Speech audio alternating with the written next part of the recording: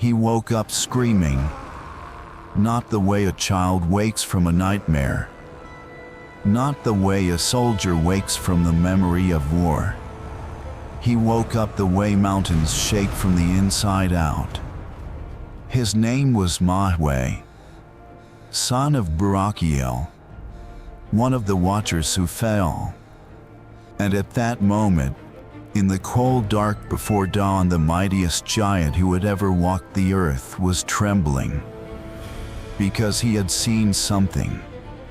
A dream so precise, so terrible that even a being who could uproot cedar trees with his bare hands could not stop shaking. What did he see? A stone tablet, covered with the names of every living thing, and a wave black, absolute, silent, that came and washed every single name away. Every name except 3.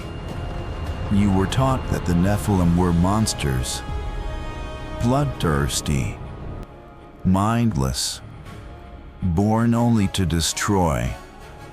But there is a manuscript 2,000 years old hidden deep inside the caves of Qumran that tells you something the church has never wanted you to hear. The most feared giant in the ancient world was afraid. And what he feared might be exactly what we should be afraid of right now. This is the Book of Giants. And this is the dream they buried. In the 4th century AD, a group of powerful bishops met to decide something that would shape the next 2,000 years of human history. They were choosing which books belonged in the Bible, and which books had to disappear. The texts they rejected were not myths. They were not random folk tales. Many of them were ancient, deeply serious, widely read by the earliest Christians and Jews. One of them, the Book of Giants, was discovered among the Dead Sea Scrolls. Fragments only, burned at the edges, hidden for 2,000 years.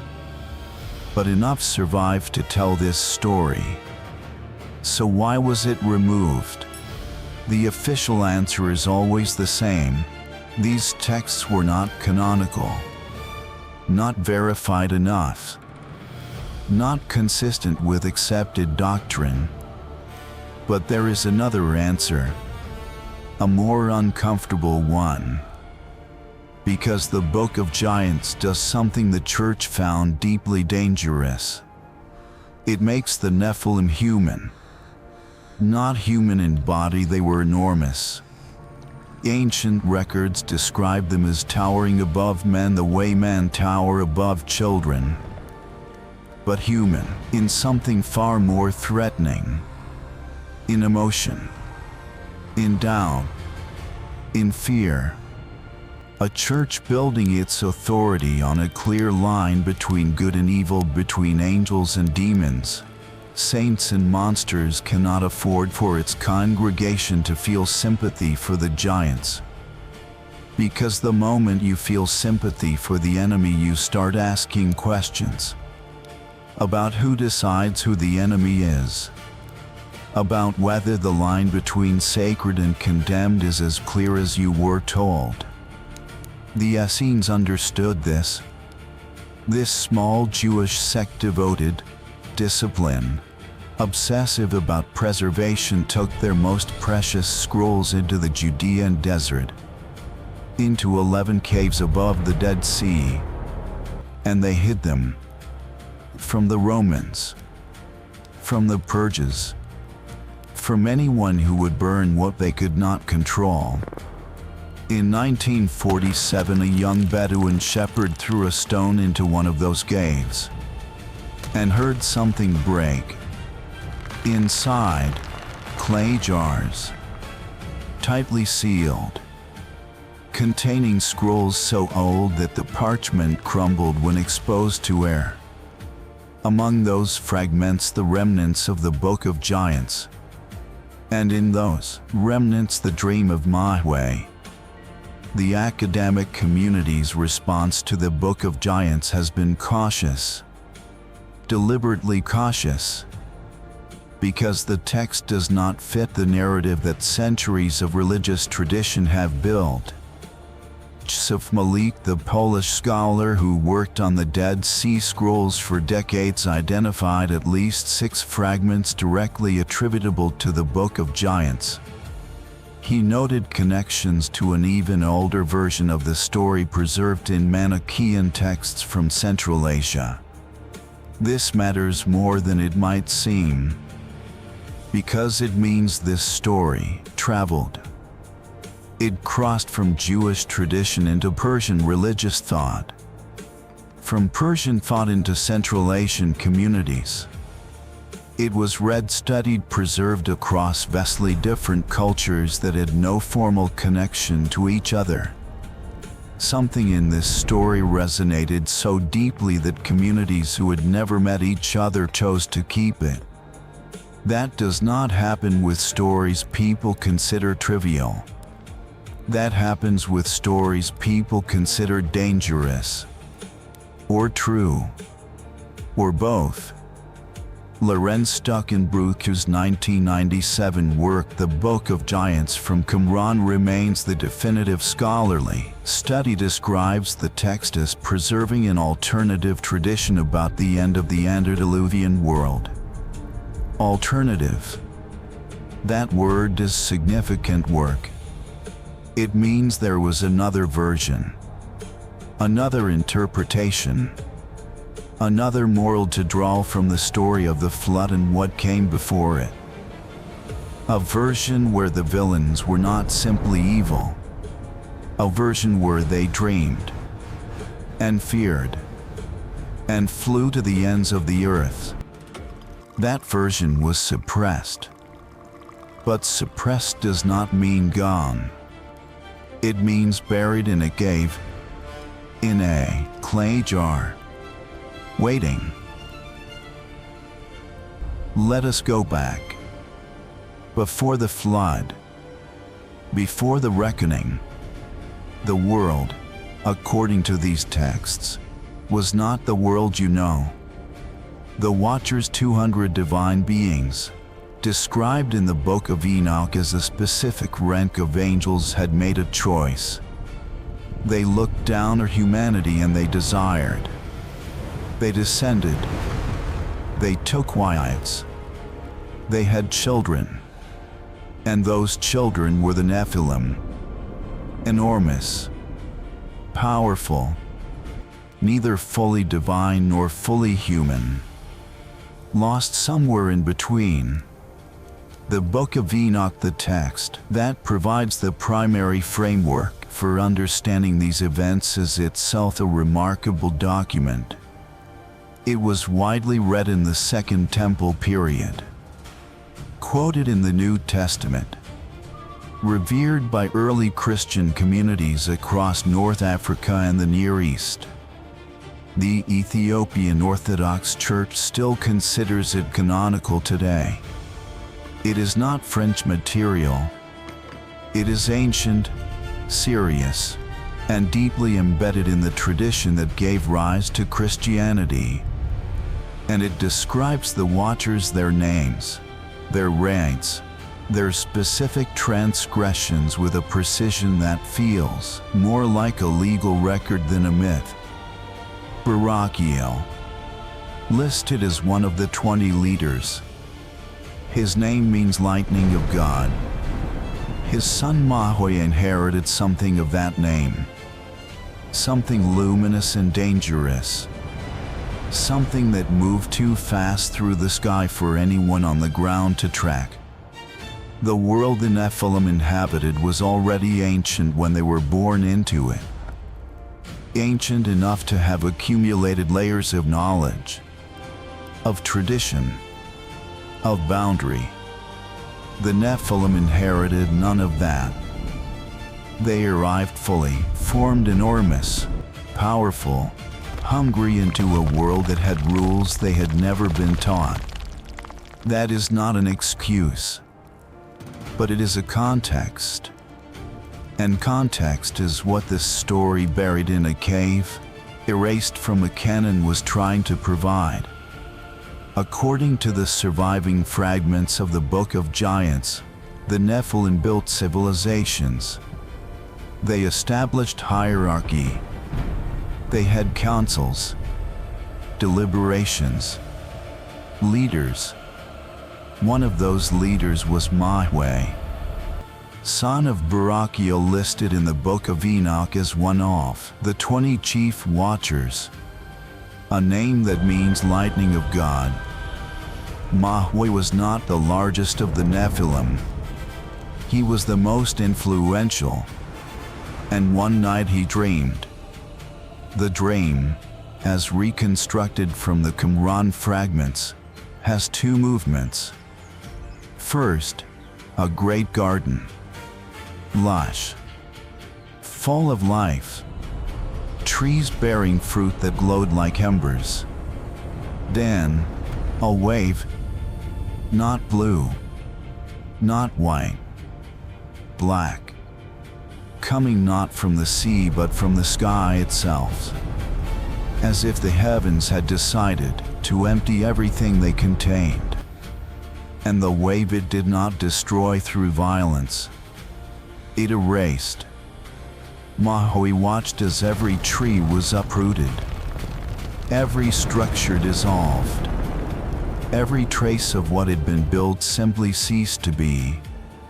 Then the second part of the dream, a massive stone tablet, carved with thousands of names. Every creature, every being, every soul that had ever drawn breath. The wave reached the tablet, and the names one by one disappeared, washed smooth, until only 3 remained. 3 names, intact, untouched, standing alone on a blank surface. Mahway woke up. He did not know what the 3 names meant yet, but he knew with a certainty that only a terrible dream can give you that those 3 names were the only things that would survive what was coming. He told the other Nephilim, and this is where the story becomes extraordinary, because their reaction was not rage, it was not defiance, it was panic. The fragments describe a council, the great assembly of the Nephilim, thrown into confusion.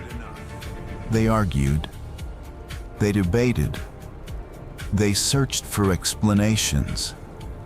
The mightiest beings on earth sitting in a circle, passing around a dream like a wound none of them could close. One of them had a different dream the same night. A second Nephilim named Ohia dreamed of a tree, enormous, old, rooted in rock. A gardener came, and without ceremony, without anger, quietly, he cut it down. That was all. No battle, no dramatic confrontation. Just the end. Ohia woke up and said nothing until Mahway had finished speaking. Then he said, "I too dreamed." The council went silent. When 2 leaders have the same dream on the same night, that is not coincidence. That is a message. And all of them, every Nephilim in that council, knew who had sent it. What they did not know, what none of them wanted to say out loud, was what the message meant for them. The council lasted for days. According to the fragments, the Nephilim brought in every interpreter they had, every being among them who claimed knowledge of signs and omens. None of them could offer comfort, because the images were not ambiguous. A tablet covered with names, a wave that erases everything, 3 names left standing, This is not a dream that requires interpretation in the way a symbol requires interpretation. This is a dream that states a fact. And the fact was, most of them were not going to survive. But here is what the church did not want you to notice. The Nephilim's response to this knowledge was not to increase their destruction.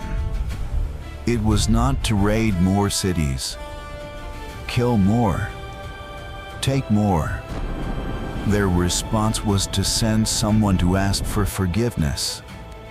That detail, small, tucked inside a damaged fragment, changes everything about how we understand them. Because it means they understood they had done wrong. It means they had a moral conscience. It means that inside the architecture of a monster there was something that recognized injustice. Even if that recognition came far, far too late.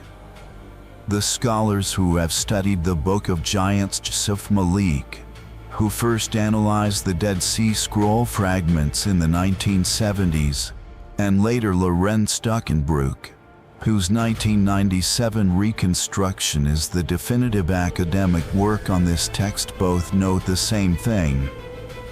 The Nephilim in this text are not the simple villains of later tradition.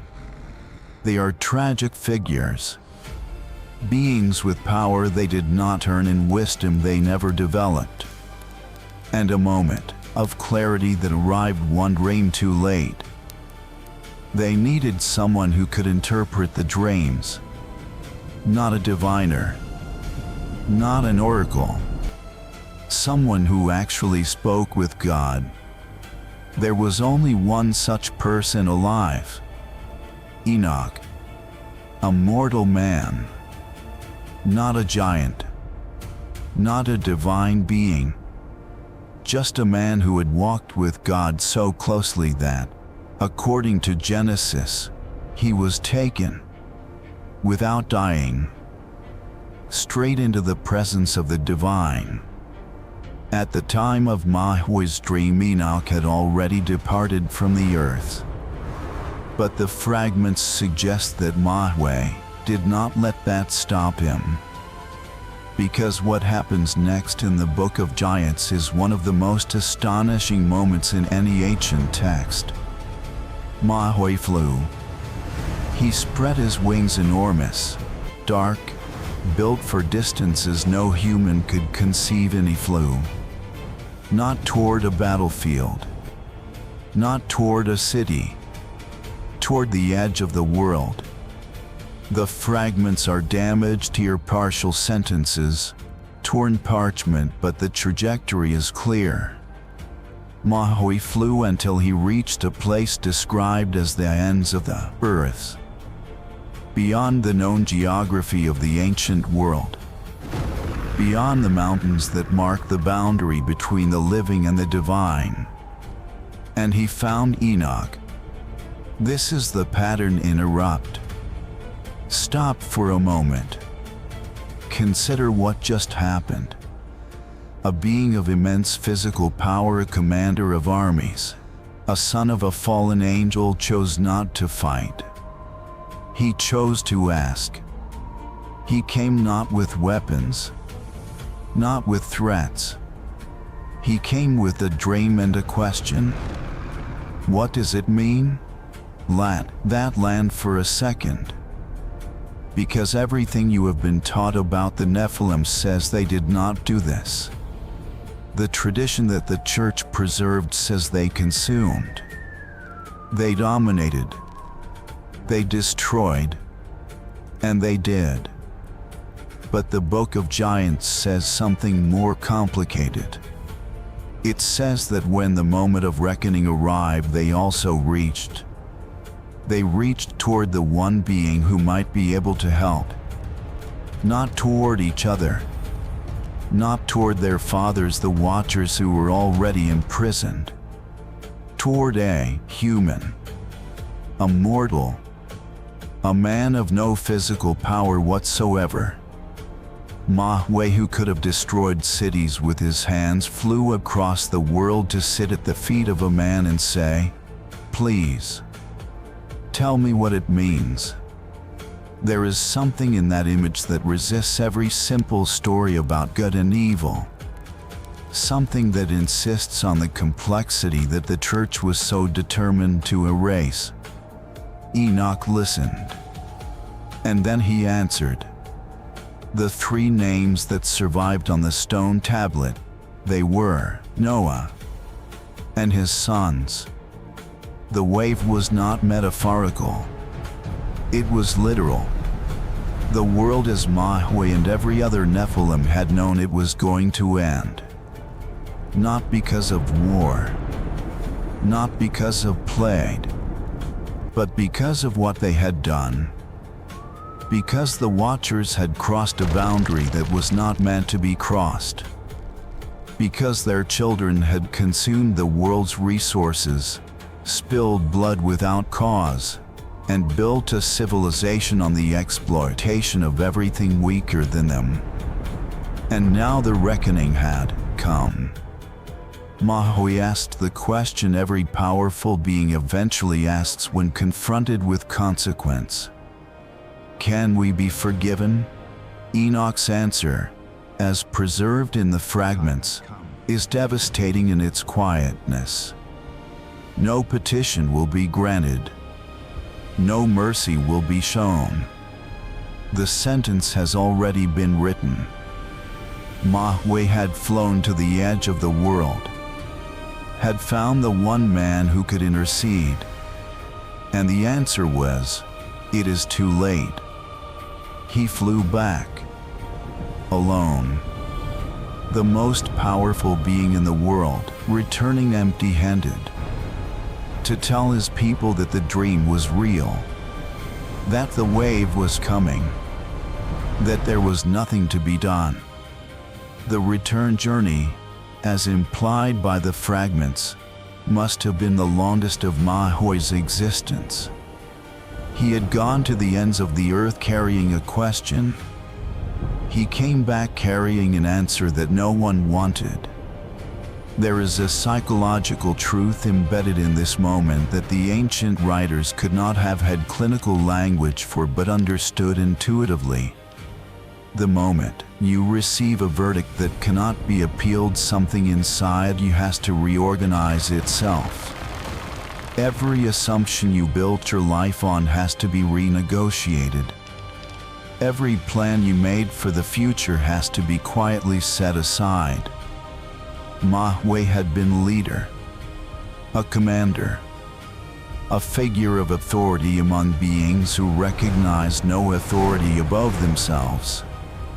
And now he was returning to lead his council not into battle, not into negotiation, but into acceptance, into the knowledge that the verdict was written, that the names on the tablet had already been chosen, and theirs were not among them.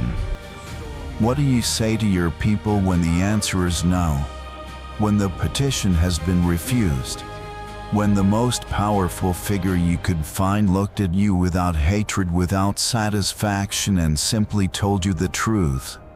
The fragments do not tell us what Mahway said when he returned. They are too damaged at this point, too incomplete. But they tell us what happened afterward. The council did not erupt into violence. There was no final rampage. No desperate last assault on the heavens. The text goes quiet. And that quietness, that strange, heavy silence in a story about giants, is perhaps the most powerful thing in the entire manuscript. Because silence, in a being of that magnitude, costs everything. Here is the question the church did not want asked. Why does it matter that a giant was afraid? Why does it matter that the enemy, the monster, dreamed of his own destruction and wept? Because it changes the story, not the outcome. The flood still came. The Nephilim still perished. But the meaning changes entirely.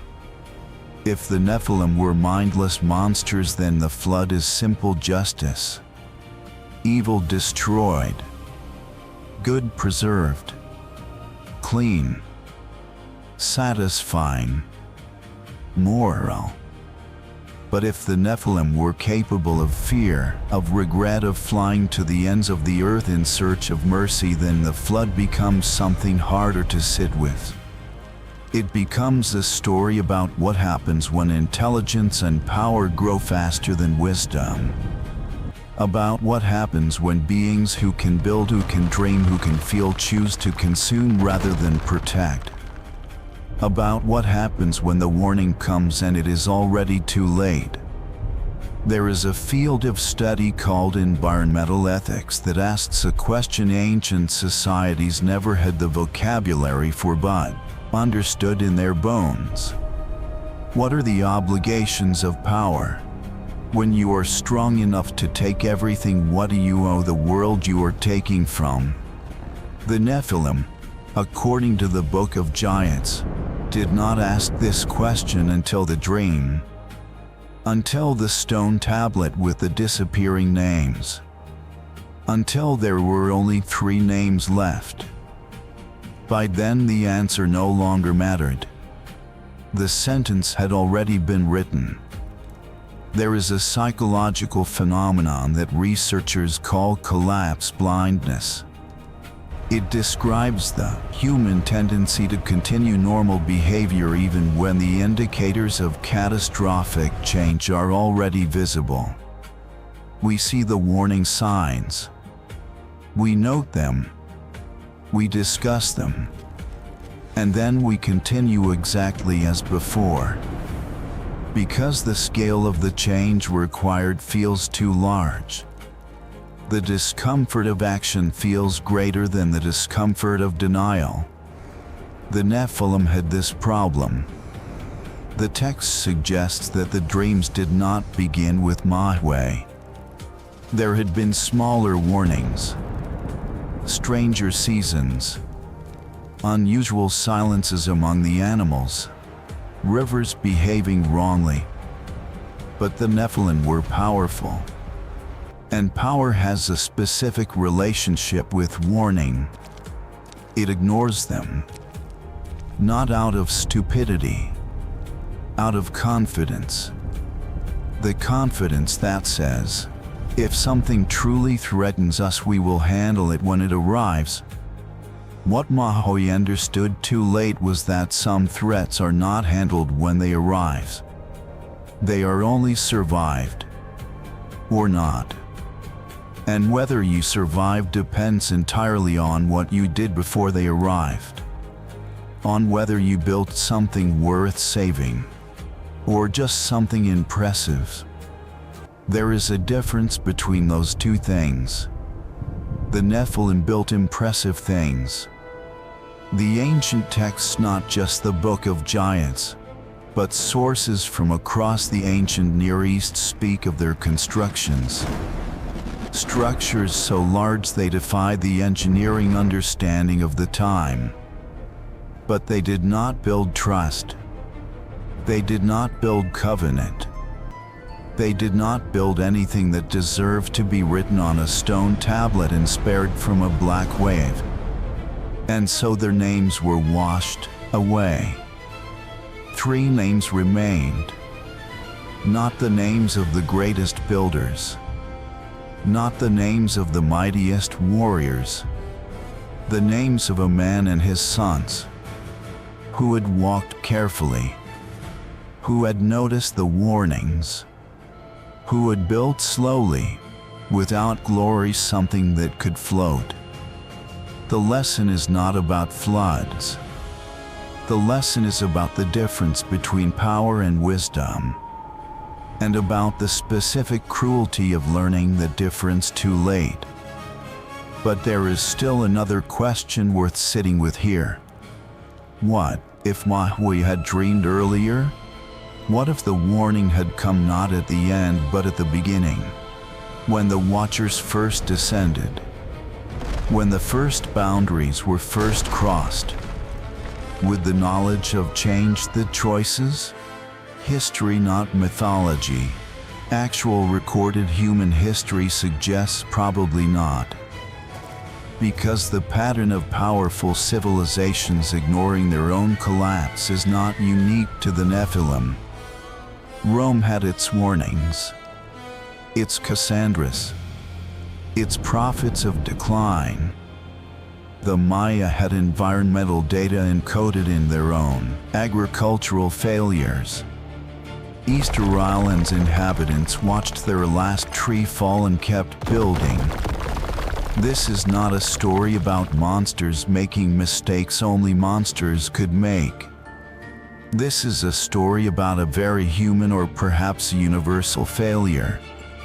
The failure to believe, at a deep enough level, that the rules apply to you. That consequence is real. That the wave you have seen in someone else's story will eventually arrive at your shore. Mahway believed it. Finally, at the edge of the world, after the sentence had been written. And what he did with that belief, the flying, the asking, the refusing to simply wait, that might be the most important part of the story. Not because it worked. It didn't. But because it showed that awareness, even late, even insufficient, is not the same as indifference. There is a difference between the Nephilim who sent Mahway and the Nephilim who simply kept consuming. The difference may not have saved them, but it makes us feel something about them. And feeling something, that is the beginning of understanding. Which is, perhaps, the closest thing to redemption this story has to offer. The wave did not care about that difference. But we can. That is the thing the ancient writers understood, and that the cave preserved, and that the shepherd's stone released back into the world. We can care about a distinction that costs us nothing to make. And in caring about it and holding the complexity instead of flattening it, we become something the Nephilim never quite managed to be. Wise enough. In time, Mahway learned it at the edge of the world. When a quiet man looked at him without anger, without triumph, and simply said, "The petition will not be granted. Go home." There is one more layer to this that deserves your attention. Because the story of Mahway is not just a story about power and consequence. It is a story about what we choose to preserve. The Essenes, the people who hid the Book of Giants, were themselves powerless. A small sect. Marginalized. Living in the desert by choice, because they could not survive the corruption of the world they'd been born into. They had no armies, no political influence, no grand buildings. What they had was this: clay jars, tightly sealed, filled with words they believed the world needed to survive. They were right. 2,000 years later, after empires rose and fell, after languages died and were reborn, after fires consumed libraries and wars consumed civilizations, those clay jars sat intact in the dark of a desert cave, waiting. The Nephilim built enormous things. The Essenes built small, careful, deliberate things. Guess which ones are still here? The Book of Giants was preserved not because it was powerful, but because someone decided it mattered enough to protect.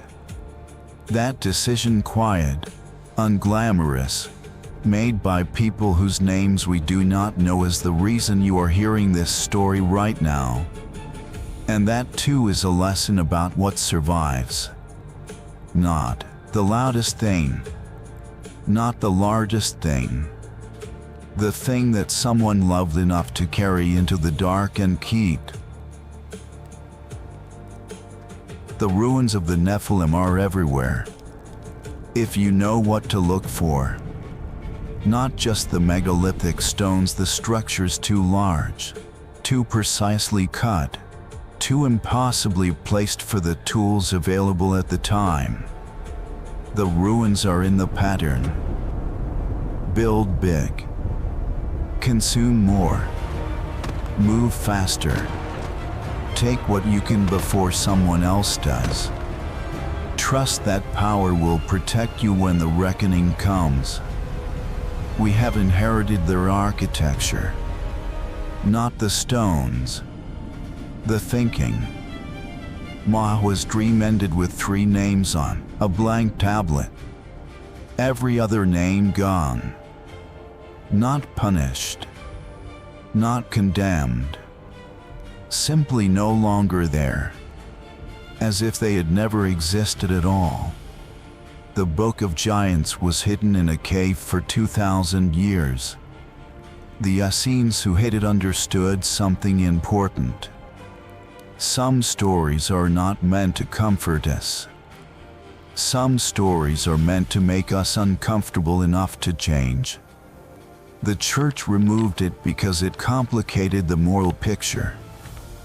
Because it showed that the enemy could dream, could fear, could fly to the ends of the earth asking for mercy, and still be refused.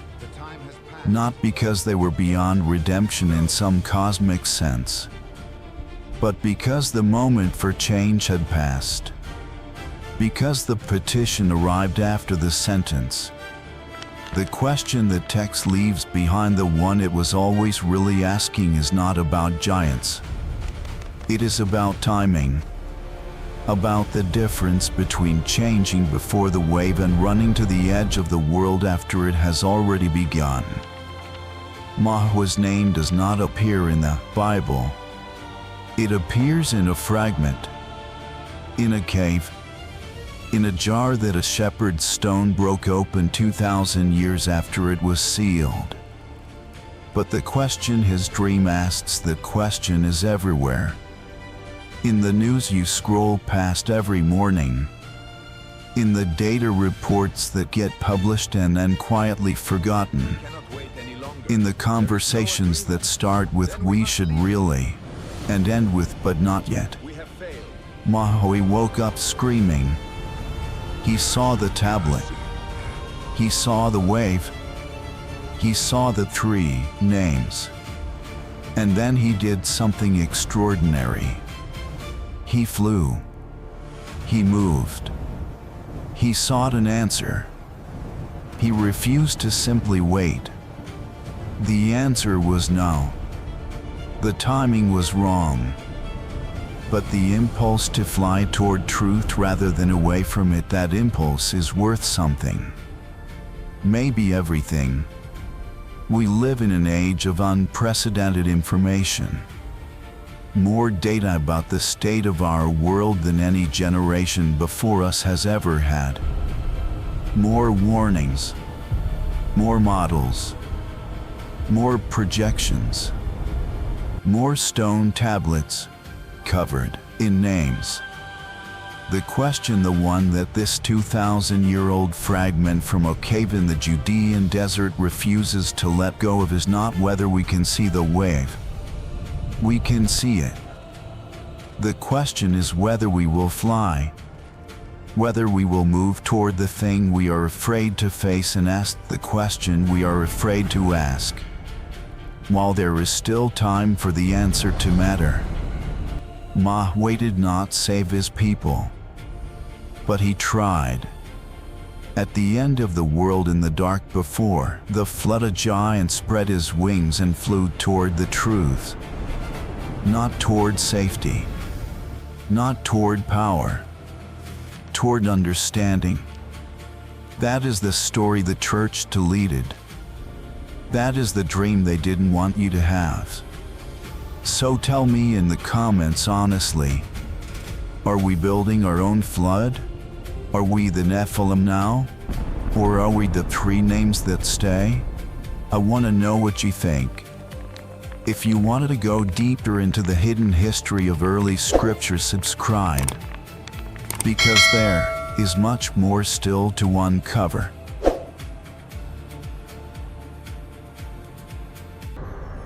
Enter the realm of divine secrets. Welcome to Bible Confidential.